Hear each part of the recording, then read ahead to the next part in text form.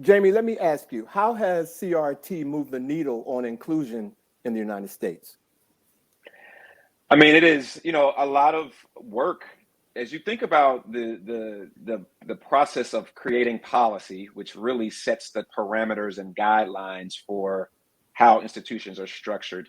A lot of the lawmakers and policy makers and advocacy organizations have relied on CRT-based research to ensure that communities are included and thought about as they develop policies and procedures or legislation.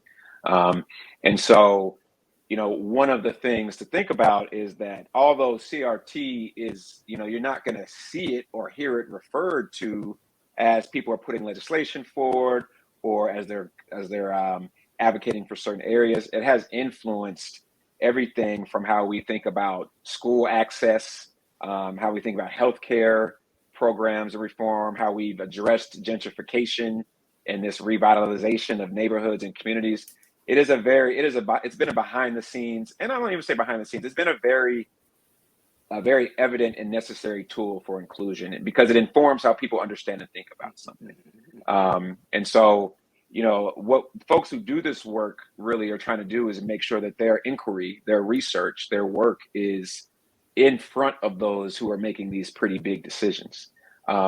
If you think about a lot of for the first time, to my knowledge, we have a president in the United States who has made an executive order about racial equity. We've never seen that before.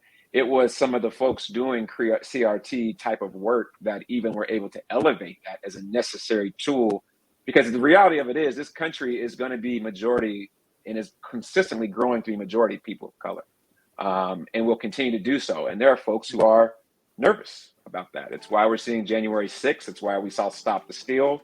It's why we're seeing this fight against CRT. And so CRT has been a very successful tool, and folks are nervous about that, which is why it's under attack at this point in time.